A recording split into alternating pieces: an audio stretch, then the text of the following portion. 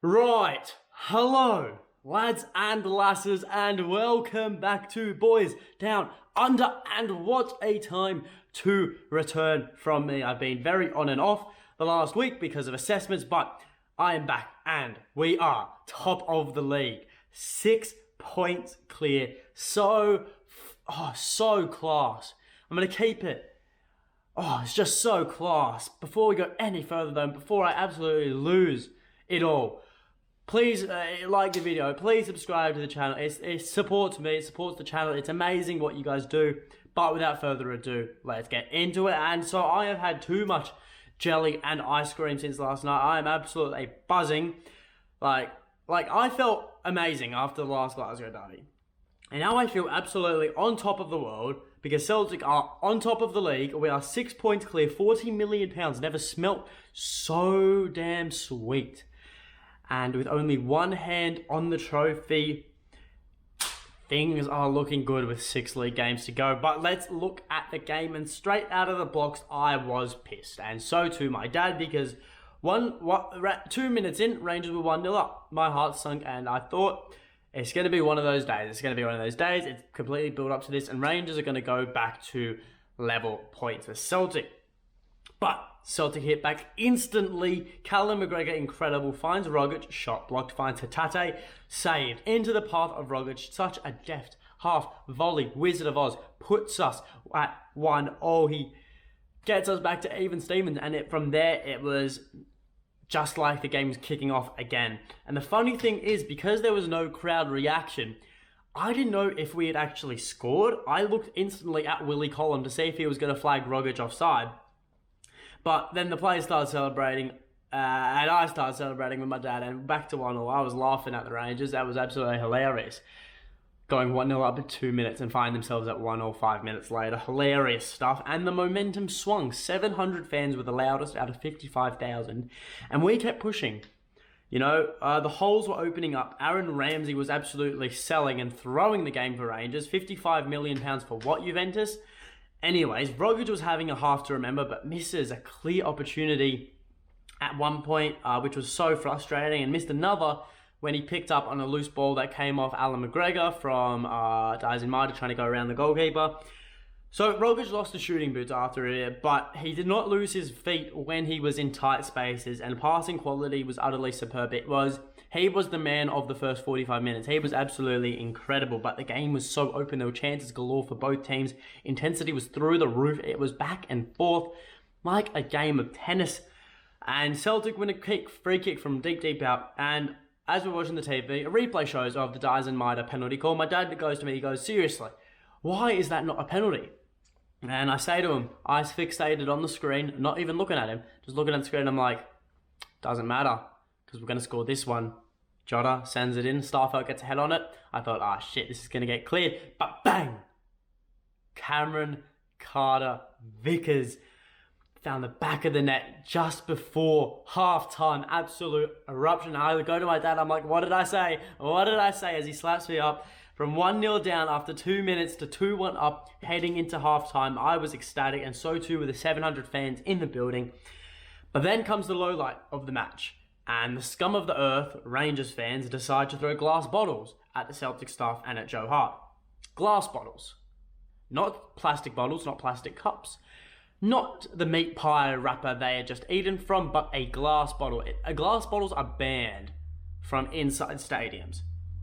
So the fact they were able to get it in, and the fact they were able to peg it at Celtic coaching staff and players, is absolutely cowardly, and they should have the book thrown at them. The coaching staff member in question hasn't been named, but Ange said he needed stitches in the back of his head after being hit. They are cowardly acts. They deserve to have the book thrown at them, and it was terrible. Ali McCoy said it, Andy Walker said it, Ian Crocker said it. This match is the spectacle of Scottish football. It's broadcasted around the world, and this is what goes on. It's disappointing, it's poor, it's terrible. But the second half got started, everything got clear, and the intensity continued as if it had never left. And it was going to come down to who was the fitter of the two teams, and the match was absolutely affecting the players. Ryu Hatate, a player who can sprint around the park for 90 minutes and be everywhere, could only jog to chase down a Rangers counter-attack in the 60th minute. We desperately needed fresh legs. Ange saw, he reacted. He brought on O'Reilly and Baton to replace Rogic and Rio. Baton came on, was absolute class. He has got so much experience and he's such a calm head on the pitch. It's a resurgence of near Baton, I can't lie. And then O'Reilly, he had to go back off unfortunately, but then came on David Turnbull due to an ankle, and that was because of an O'Reilly ankle injury. But the last 20 minutes of the match had to be the best defensive performance I've seen from Celtic all season. Without a doubt. Carter-Vickers and Starfelt were absolutely superb. Joe Hart had one difficult save to make all game, and he made it, and very impressively as well. Taylor, Juranovic, incredible at the end. The one criticism I have, if you're going to clear that ball, you're going to have to clear it to Rosette and not to Scott Arfield waiting on the edge of the D. But it was gutsy and we stuck it out. Rangers fans were leaving early in tears saying, it's done, it's done. Tears coming down their eyes. What a sight to see.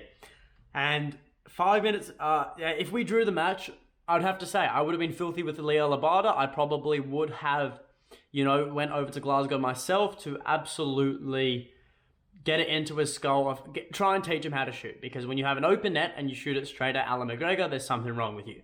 But I forgive him, and we're not going to focus on that at all. But 5 minutes out from full time, Andy Walker has had probably his best moment on commentary he's ever had, with some stellar comedic genius. Ali McCoist, he's there, and he says, Rangers need something here in the last 5 minutes. So what does Walker say? He asks back, aye, penalty Rangers, Ali. Send me into hysterics, sent my dad into hysterics, and it was probably the best thing that happened all second half for Celtic. Full-time whistle, most glorious thing I've heard in a while. So what can we take away from this match? Because there is an absolute shit ton to digest. Firstly, the league isn't over, but it is very, very close to be. It's 6 points clear with as many games left. One league derby left at home. Chris Boyd is saying it's over. Like I said earlier, you can smell the £40 million. So close. And we have one hand on that trophy. Rangers will be putting maximum effort into the Europa League and the Scottish Cup, but we all know how quickly things can change in the league. 2 bad performances and we can find ourselves in turmoil and back to even Stevens. But the form we're in, and with the manager we have in Ange, he will keep everyone's heads calm and do what we've been doing every single game this year. But the last thing that we can afford to be is complacent. Ange knows it, and I'm sure we're going to see Celtic go out there and absolutely decimate St Johnstone in a week's time to send that message out. The second thing is Cameron Carter-Vickers has to be at this club next year at all costs. And Carl Starfelt, despite his worrying length of the field runs from centre-back, he showed his dominance. Both centre-backs were absolutely incredible. They will get the plaudits. Carter-Vickers will get all the plaudits, and deservedly so. He scored the match winner, and for his efforts in defence, one of the most composed figures on the field. And for someone who is so young and has played such limited football in the past few years, the maturity he shows on the pitch is absolutely years above what the numbers are saying. And Carl Starfelt, who absolutely bullied Kmar Roof all match, incredible performance from him, superb. And look, Celtic need to sign CCV at all costs. Full stop, no doubts about it. We need to keep that partnership going next season. I'm sure a lot of fans might still want to see, Julian in there, but the way Starfelt's playing right now, it's unorthodox. Don't get me wrong. I find him very unorthodox the way he plays, and I find him very awkward, but he gets it done. It's as simple as that. He gets it done, and he showed that at Ibrox last night. Now, third and finally, that game showed a whole new side to Celtic. In the last derby, we showed game management skills. We showed that we can hold a lead and don't have to bust a gut. A comfortable lead, that is. This time, though, we showed resilience and we showed guts. Rangers had all the ball. We know that. They had, I think the final stat was 65% possession, but Celtic suppressed them every single time they got into our final third. Everyone was defending. The front three were back every single time and put in shifts of their lives. There were some good balls in, Connor Goldson got a good ball in, Kmar Roof absolutely sclaffed that. A couple sclaffed chances from Ryan Kent and Kmar Roof again. Tavernier had a poor day, and you know what it all comes down to? The pressure put on them by Celtic's defense. Greg Taylor hassling James Tavernier, Juranovic pestering Ryan Kent, so too Anthony Ralston when he came on, Carl Starfelt, Cameron Carter-Vickers. It stays on this defense. And when you have our front three tracking back, Giacomakis was in our own corner flags more times than he was in front of goal, able to shoot, you know. It shows that these players know what it means to them. They know what this match meant. They play for the football club and they know exactly what's at stake, and they prove that. You know, we're now 6 points clear. The final league derby at Celtic Park within the next 6 games. Huge 6 games coming up. Not to mention the Scottish Cup. We have a semi-final against Rangers in a week's time, just over a week, and then potentially another final at Hampton. Look, but let's focus on what is up next. 1 week till St. Johnstone, but this feeling won't go away anytime soon. I'm still absolutely buzzing from last night. You know, I don't think any Celtic fan out there could be feeling down right now at the moment. Winning at Celtic Park 3-0 was incredible. But the fact we went to their own park and we took them down 2-1, I think I read a stat that is Rangers' first home league defeat in 2 years or so. And to do it against Celtic and to send us 6 points clear, they all know it. They all know that they're going to need a miracle to turn this league around. And you know what they say. Miracles can happen, but the odds of it happening, you've got a better chance of winning the lottery. But that is all from me. So, my man of the match for today, for last night, had to be Cameron Carter-Vickers. I think Rogic was a close second, but I think Cameron Carter-Vickers, throughout the full 90 minutes, was absolutely superb. He got the match winner. You are a superstar. You're worth whatever Celtic have to pay for you. Please stay next year. Leave in the comments below your man of the match. Like the video, subscribe to the channel, and until next time, hail, hail.